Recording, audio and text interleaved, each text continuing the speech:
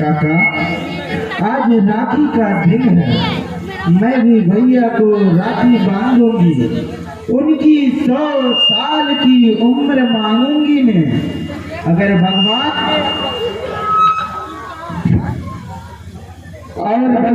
ने देने में चक दिखाई तो मैं उनसे कहूंगी, हे भगवान मेरी उम्र के दिन काट कर मेरी भैया की उम्र में जोड़ दे काका।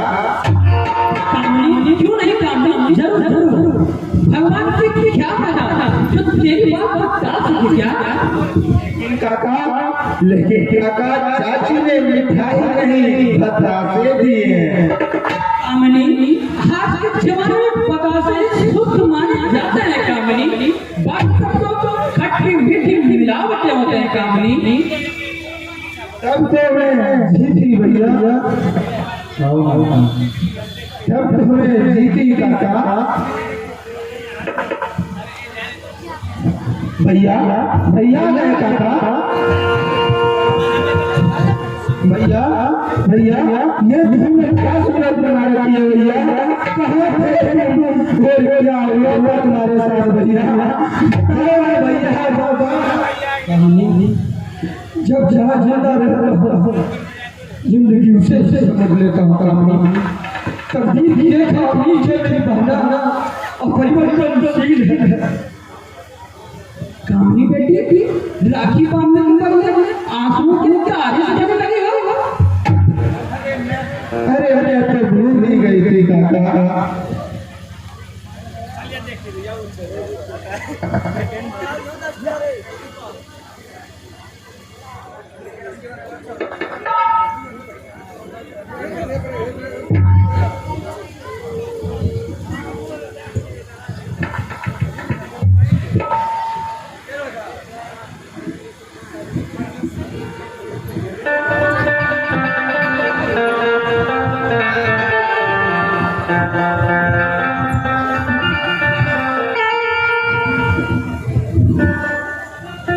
दे भैया मेरी दक्षिणा दे।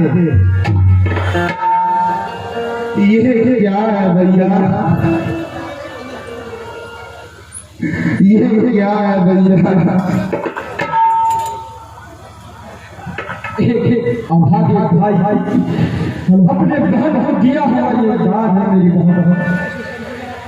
तेरे भाई के पास हंस के सिवा है नहीं जो तुझे दे सके। तो भाई भाव मांगे तो मैं तुझे दे सकता हूँ मेरी बहन। तकदीर ही राख मांगेंगे तो मैं तुझे दे सकता हूँ। यही मेरी संपत्ति है, यही मेरा मित्र है मेरी बहना, यही मेरा भैया।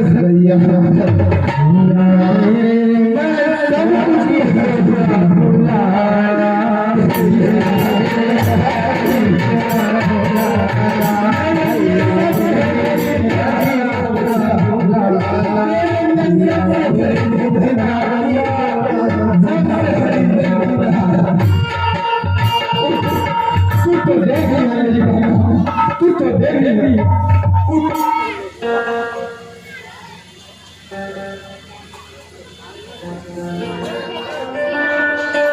ओ मेरी बहन ये राखी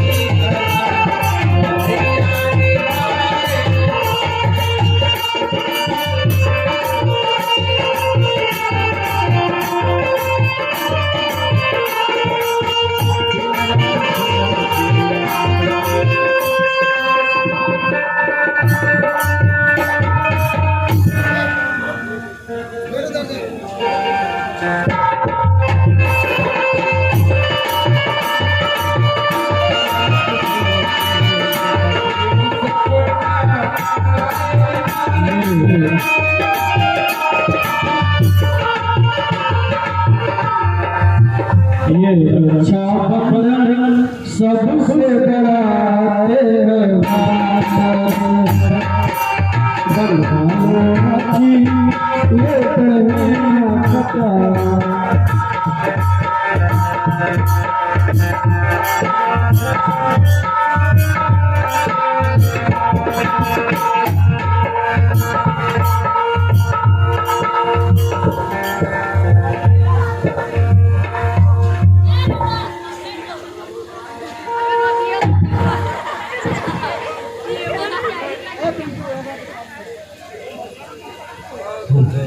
मेरी बहना ये राखी का लाड तेरा भैया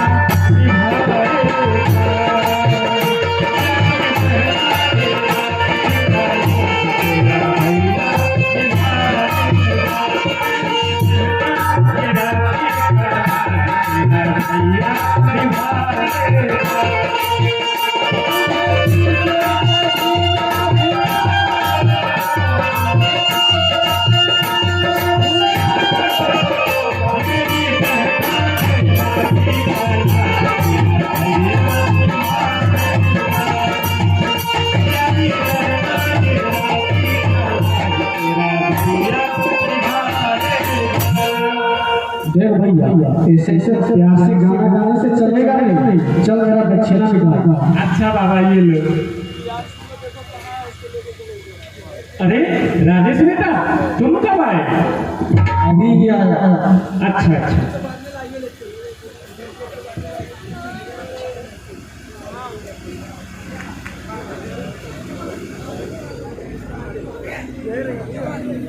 अरे कामनी तूने राजेश को राखी बांधा?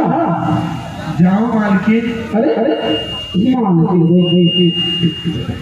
अरे अरे ये क्या कामनी तुम मालकिन की कहती हो?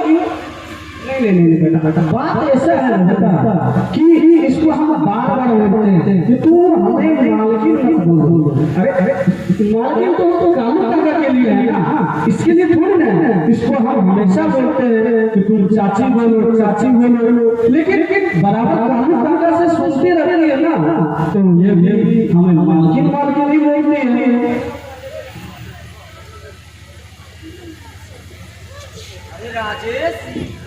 अरे बेटे तुम, अरे कहाँ थे बेटे? कब आए? बड़ी देर लगा दी आने में। अभी ही आया हूँ चाचा। दरअसल रास्ते में आज बसंती मामा ने बल्ला और बेचैन के साथ मुझ पर हमला कर दिया और मुझे पीटा भी। क्या पीटा? बस करो राजेश। भाग्यवान देख रही हो ना अपने भाई की करतूत को। मेरे ही घर में रह करके मेरे ही लहू से बैर कर रहा है। मैं अभी पूछता हूँ बसंती से। बसंती, ओ बसंती इधर आओ। आ गई बसंती? अरे तुमने इतनी हिम्मत कैसे की राजेश के ऊपर हाथ? अरे तुम्हारे हाथ जल को नहीं गए? मुझसे गलती हो गई जीजाजी, मुझे माफ कर दीजिए। अरे माफी मुझसे क्या मांग रहे हो? माफी मांगना है तो मेरे बेटे से मांगो, राजेश से मांगो। राजेश मुझे माफ कर दो राजेश। दरअसल उस दिन मैंने कुछ ज्यादा ही शराब ले लिया था, तो नशे में जो कुछ भी हुआ उसे भूल जाओ, मुझे माफ कर दो। लेकिन छोड़ो अब राजेश, गुस्से को थूक दो। गलतियों का एहसास अगर गलती करने वाले को हो जाए तो इससे बड़ा उसके लिए कोई प्रायश्चित नहीं है। बसंती, लेकिन याद रहे आज के बाद ये दोबारा गलती ना हो जाए तुमसे।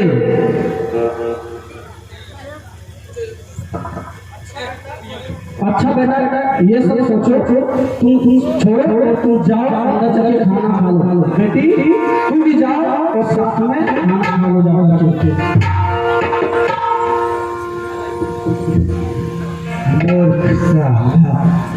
अरे कन्हैया लाल की चाल कोई साधारण चाल नहीं है।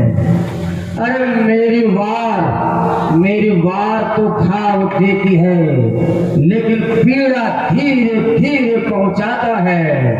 हाँ जीजा जी, और पीड़ा पूर्ण रूप से बाहर आता है जब घाव अंदर ही अंदर सड़ जाता है। फिर तो हर इलाज थे, क्यों जीजा जी? हाँ बसंती, प्रत्यक्ष होकर के दुश्मनी निभाना सबसे बड़ी मूर्खता है। अप्रत्यक्ष होकर के दुश्मनी निभाने का जो मजा है वो किसी में नहीं है बसंती। और याद रखो कि अप्रत्यक्ष दुश्मनी ही कामयाब होती है। जीजा जी, क्योंकि अप्रत्यक्ष डाली पर प्रहार करता है और अप्रत्यक्ष उसे खोदता ही रहेगा है। बिल्कुल ठीक कहा बसंती, बिल्कुल ठीक कहा। चलो चलो अब बसंती, जाके गर्मा गर्म चाय पिया जाए। जी बिल्कुल।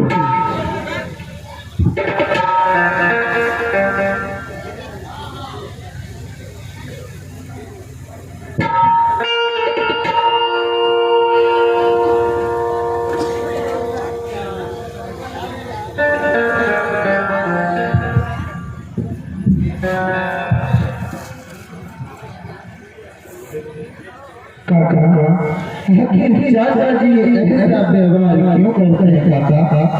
कामिनी, राक्षसों की चाल क्या हो सकती है कामिनी? राक्षस से कन्हैयालाल हर जमीन लेना चाहता है, जो कि भविष्य में उसके साबित ना कर सके कामिनी। क्यों काका? वो ऐसा क्यों चाहते हैं काका? ताकि भविष्य में कन्हैयालाल के एक लौटा वारिस सर्वेश का गृह बाधक ना बने कामिनी।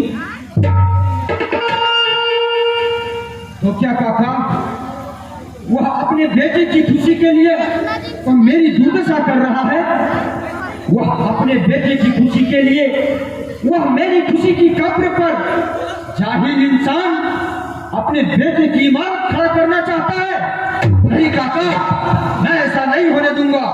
अरे मेरी मानो, इस ससुर का नाती का जोड़े मिटा दो, बांट लो जाकर घर द्वार मकान दुकान खेत खलियान जोर जजमान बांट लो जाकर। देश बंटवारे में क्या मिलेगा? देश पूरी दुनिया बंटवारे पर ही है मालिक। 2 बीघा 5 कट्ठा। ये क्या काका, मेरी इतनी बड़ी संपत्ति में 2 बीघा 5 कट्ठा? ऐसा क्यों काका? अरे ये भी मुझे सारा ससुर का नाती दर्दनाक सा लगा। आखिर रजुआ 8 आने का हकदार है, यानी कि 50-50 का हिस्सेदार। राजेश, तुम्हारे पिता जी कन्हैयालाल ने तेरे हिस्से का 1 बीघा जमीन अपने नाम करवा लिया मेरे बेटे। वो कैसे काका? 4 बातें थे और सुनोगे काका बस करो। अब मुझसे बर्दाश्त नहीं हो पा रही है। मैं शायद सुन नहीं सकता काका। अब मेरी बर्दाश्त की बात फट चुकी है।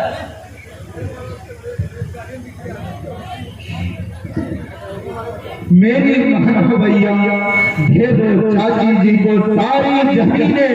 चलो भैया चलो भैया, दूर चले जाएंगे मैं आपकी सेवा करूंगी भैया।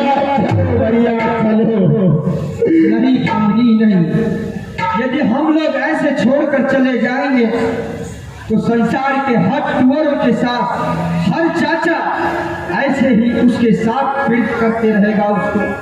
नहीं कामनी, हम जैसे कुंवर कितने भी हैं वो सब घर रहते हुए बेघर हो जाएगा कामनी। मैं ऐसा नहीं कर सकता। राजेश, छोड़ ये सब बातों को, एक काम करो राजेश। क्या काका? राजेश, तुम किसी तरह पढ़ लिख लो मेरे बेटे। दर्दनाक ख्याल है, अवश्य पढ़ लें, जरूर पढ़ लें, जरूर पढ़ लें, लेकिन कहाँ पढ़ोगे जाकर? एक दर्दनाक समस्या आ गया। देखो इसमें क्या लिखा है थोड़ा पढ़ो तो। अरे ये तो पता है, यानी कि एड्रेस ब्रजमोहन बाबू ऑफिसर पटना सिटी। अरे वाह, ये कहाँ मिला हमें? बेहोशी से होश में जिन बाबू ने लाया था उन्होंने ही दिया है और मुझे पढ़ने के लिए पटना ही बुलाया है। राजेश तुम मत सोचो राजेश, और तैयार हो जाता और चले जाओ मेरे बेटे।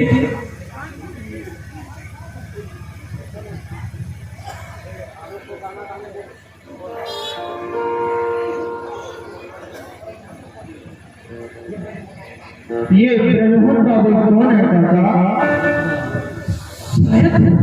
कहीं ये लाल दोस्त चाचा जी के। इससे क्या राजेश, वो तो नहीं जानते हैं कि तुम कहीं ये लाल के भतीजे हो। और फिर बाद में पता चला तब काका। अरे राजेश, कल की चिट्ठी छोड़ो राजेश, कल किसने देखा? और ये ले पैसे, और तुम पटना निकल जाओ मेरे बेटे। लेकिन कामिनी, इन्हीं बेचारी का क्या होगा? मेरी चिंता मत करो भैया, तुम जाओ और कुछ जन के आना न जाए।